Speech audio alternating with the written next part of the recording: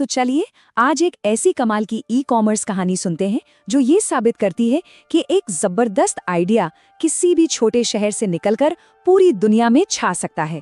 देखते हैं ये सब हुआ कैसे। जरा सोचिए, एक तरफ एक स्थानीय कारीगर है जिसे अपनी मेहनत से बनाई बांस की बोतल के बस कुछ 100 रुपए मिलते हैं, और दूसरी तरफ बड़े शहरों में लोग उसी जैसी इको फ्रेंडली चीज के लिए हजारों रुपए देने को तैयार हैं।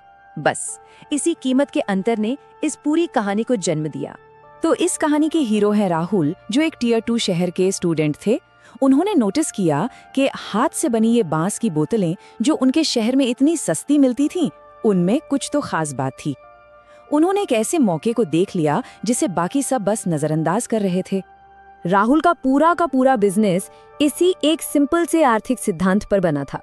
वो ये कि एक ही चीज की कीमत अलग अलग मार्केट में बहुत अलग हो सकती है। उन्होंने बस इस गैप को पहचान लिया था। अच्छा, मौके को पहचानना तो एक बात है, पर उस पर एक्शन लेना वो है असली चुनौती। और इस कहानी का सबसे मजेदार हिस्सा भी यही है कि ये शुरुआत कितने कम पैसों से हुई थी। जी हाँ, सिर्फ 5,000 रुपए। ना कोई फैक्ट्री, ना कोई बड़ा लोन, बस एक आइडिया था और थोड़ी सी हिम्मत। और यही बात इस कहानी को हम सब के लिए इतनी रिलेटेबल और इंस्पायरिंग बनाती है। राहुल ने जो कदम उठाए वो बहुत ही सिंपल लेकिन बहुत असरदार थे। उन्होंने बीच के लोगों को हटाकर सीधे कारीगरों से पार्टनरशिप की, एक बेसिक सा ऑनलाइन स्टोर बनाया और उस वक्त के सबसे पावरफुल टूल यानी सोशल मीडिया का इस्तेमाल करके अपने प्रोडक्ट की अच्छी अच्छी तस्वीरें दिखानी शुरू कर दी। लेकिन जैसा हर नई शुरुआत में होता है, ये रास्ता फूलों का नहीं था। शुरुआती जोश के बाद बहुत जल्द एक बहुत बड़ी दीवार सामने आ गई, एक ऐसी रुकावट जो अक्सर नए सपनों को शुरू होने से पहले ही खत्म कर देती है। पहला महीना बीता, फिर दूसरा, और नतीजा 0। एक भी सेल नहीं, वेबसाइट पर कोई आ जा नहीं रहा। ये वो मोमेंट होता है जहां ज्यादातर लोग हिम्मत हार जाते हैं। सोचिए उस वक्त उन्हें कैसा लगा होगा। और यहीं से कहानी पूरी तरह पलट जाती है। हार मानकर बैठने की जगह राहुल ने एक बहुत बड़ा फैसला लिया। अगर ये तरीका काम नहीं कर रहा है तो तरीका बदलना होगा।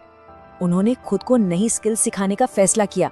एसईओ सीखा ताकि लोग उन्हें ऑनलाइन ढूंढ पाएं, फेसबुक एड्स चलाने सीखे, और सबसे जरूरी, उन्होंने सिर्फ 500 रुपए रोज के छोटे से बजट से सही लोगों को टारगेट करना शुरू किया। कौन थे ये लोग? ये थे मुंबई, दिल्ली जैसे मेट्रो शहरों के पर्यावरण की फिक्र करने वाले खरीदार। और अब आता है कहानी का वो हिस्सा जहां मेहनत और किस्मत का जबरदस्त मेल होता है। उनके टारगेटेड एड्स ने उनके प्रोडक्ट को सही समय पर सही आंखों के सामने पहुंचा दिया। सोचिए, महीनों की खामोशी के बाद अचानक फोन पर एक नोटिफिकेशन आता है जो सब कुछ बदलने वाला था। एक जानी मानी लाइफस्टाइल इन्फ्लुएंसर ने उनकी बोतल देखी, उसे खरीदा, और उन्हें वो इतनी पसंद आई कि उन्होंने बिना किसी पैसे के उसे अपनी इंस्टाग्राम स्टोरी पर शेयर कर दिया। ये इस बात का सबूत था कि प्रोडक्ट में वाकई दम था। और इसका नतीजा, अरे रातों रात 100 से ज्यादा ऑर्डर आ गए। ये उनकी लर्निंग, उनकी हिम्मत और उनके सब्र का फल था। बस एक रात में सब कुछ बदल चुका था। लेकिन रुकिए, कहानी यहीं खत्म नहीं होती। पहली कामयाबी मिलना एक बात है, पर उसे संभालकर आगे बढ़ाना वो असली चुनौती है। तो राहुल ने इस एक रात की जीत को एक लंबे चलने वाले बिजनेस में कैसे बदला? यहाँ एक बहुत स्मार्ट कदम उठाया गया। राहुल ने सिर्फ एक प्रोडक्ट नहीं बेचा, उन्होंने एक ब्रांड बनाया। उन्होंने उसी 200 रुपए की बोतल को अच्छी पैकेजिंग और एक अच्छी कहानी के साथ 999 रुपए के प्रीमियम प्रोडक्ट में बदल दिया। और आज के जो नतीजे हैं वो खुद अपनी कहानी कहते हैं। उनका ब्रांड महीने में 10 लाख से ज्यादा कमा रहा है, और अब तो वो अपनी खूबसूरत पैकेजिंग वाली बोतलें अमेरिका और यूके जैसे देशों में भी एक्सपोर्ट कर रहे हैं। तो अगर इस पूरी जर्नी को हम संक्षेप में देखें तो ये एक क्लासिक कहानी है।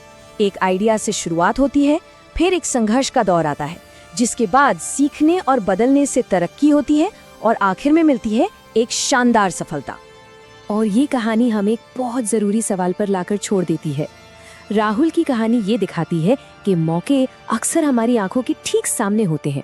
तो सवाल ये है कि हमारे आसपास, हमारे अपने शहरों और कस्बों में ऐसा कौन सा छिपा हुआ खजाना है जिसे दुनिया के सामने लाया जा सकता है।